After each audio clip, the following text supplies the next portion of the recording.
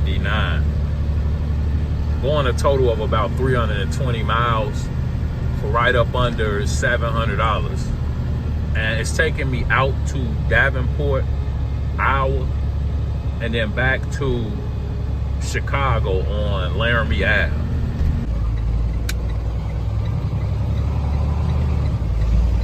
So the state troopers just rushed past me and shut the interstate down as I'm headed to Davenport. Taking it is some type of accident.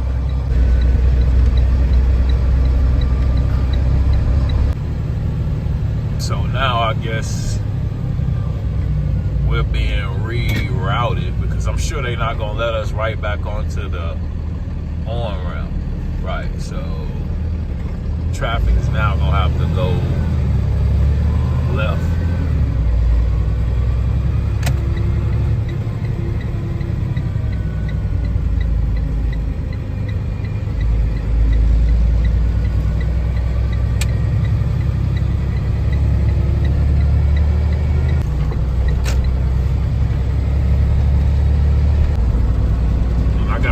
Semi drivers in front of me right now that's just all over the road, just like, look, this is what I see, this is what I'm saying. So he's now trying to cause an accident. And see, so I'm glad that y'all get to see some of this, even with police in the area. And I just called it because I see them, you know, driving erratic from like a mile away. But for some reason, they think they're pulling the wool over somebody's eyes. And one thing that I find interesting about those types of drivers, it's been numerous occasions stuff like that has happened around a truck stop or headed to a truck stop, and me and the driver will end up in the same facility together. And it's either one, they refuse to look you in your face or really want you to see them. You know, they have a hood on their head all down, moving fast. Or two, it's the humblest guy ever. You know, friendliest guy you ever meet. So we made it back to the interstate, and I got about a 2-hour trip to my destination in Davenport, Iowa. The last 2 nights, I've booked loads off of rejections from other carriers that probably experienced cold weather related issues pertaining to their equipment.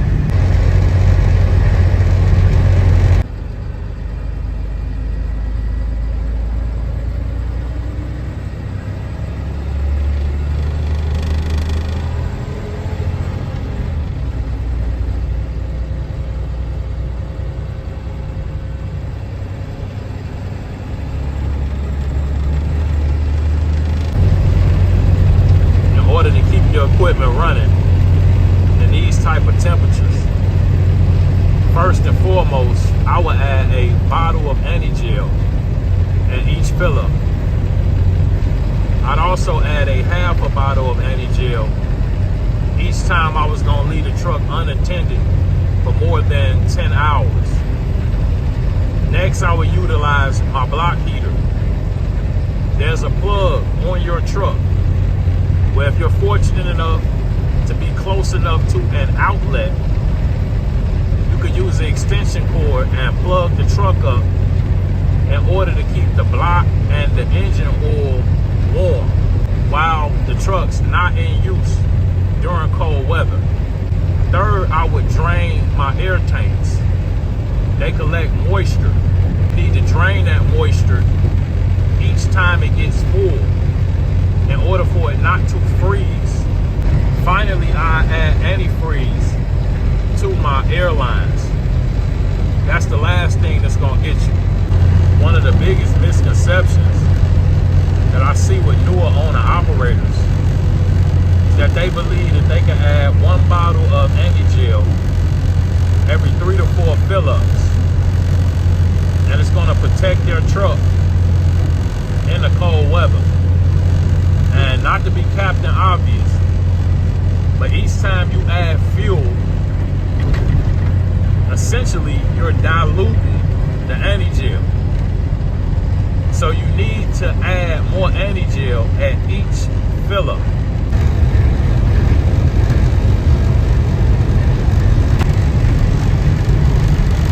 And I done booked this load, and I want to get sleep.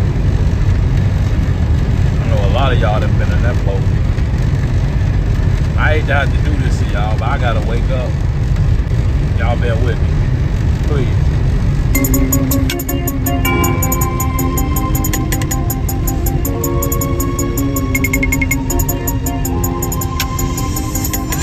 Yeah. It's on. Left pocket full of pink fitted, right pocket got blues in it. Lord send them packs to me, I know what to do with it. $1,000 shoe, I'm walking on a damn house. He ain't running up a bag, he running it down mouth.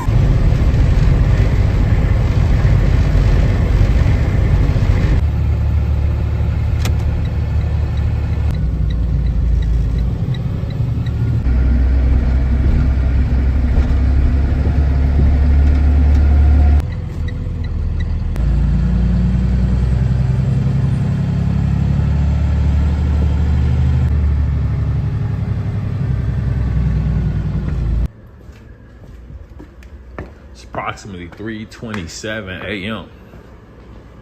I arrived on the minute. I was due to be here about 3:26. I had to stop and get fuel, so it took me a little longer.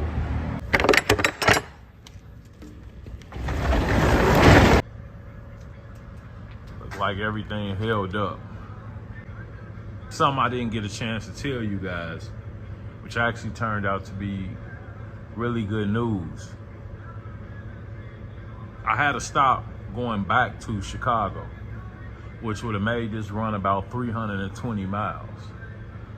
Fortunately, I only got 11 skids for Davenport. So this is my first and final stop. It'll take me about 10 to 15 minutes to get completely unloaded. But at that time, I'll be free to proceed home.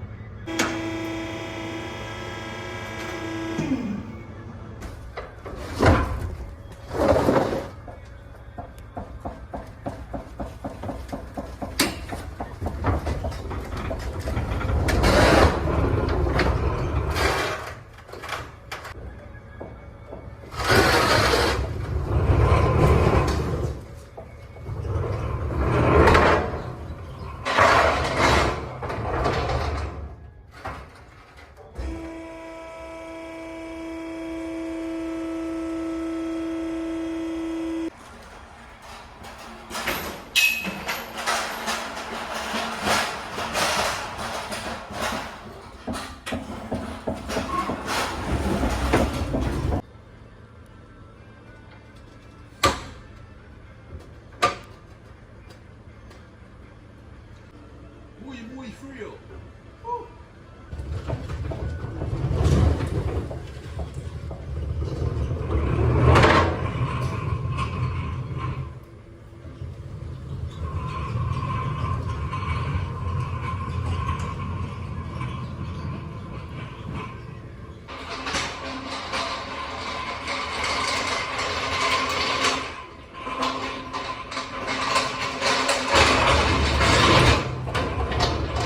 What we got? It's a wrap.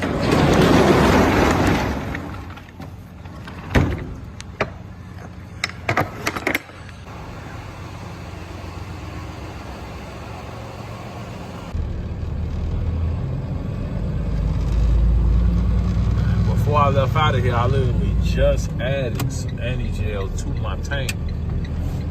Just can't be too careful right now, to be honest with you.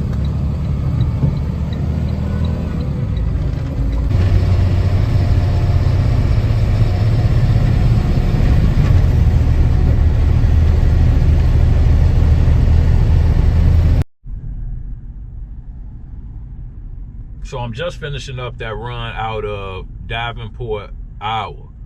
And I decided to mosey back into the area for a few just to kind of see what may come up with it being Saturday morning, knowing that a lot of carriers aren't out in trucks, usually at home doing things around the house or with the family. So I'm thinking that it may be some decent opportunities that may pop up, maybe not. But this particular run initially went a total of 314 miles.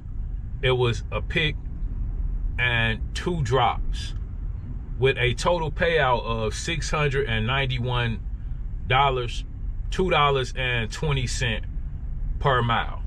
As I stated, once I picked up, the route changed and my Chicago stop was not present. So that changed the route from a pick and 2 drops to a pick and 1 drop out in Davenport, Iowa. From Shenanigans to Davenport, Iowa is a total of 138 miles. The total payout was $691.74. For that 138 miles, if you divide the $691.74 by the 138 miles, you come up with a total of $5.01 per mile. But it's a catch. We should be calculating all miles. So 138 miles, 2 ways comes out to a total of 276 miles. If you divide the 691.74 by the 276, you come out with exactly $2.50 per mile. So for all miles, I received a payout of $2.50. We'll see what comes up here for the rest of the day. Right now, I'm gonna just hang out, may go in and grab a bite to eat, and hopefully I find something profitable. But with that being said, you guys stay safe out there, take it easy, and have a good one. Appreciate you.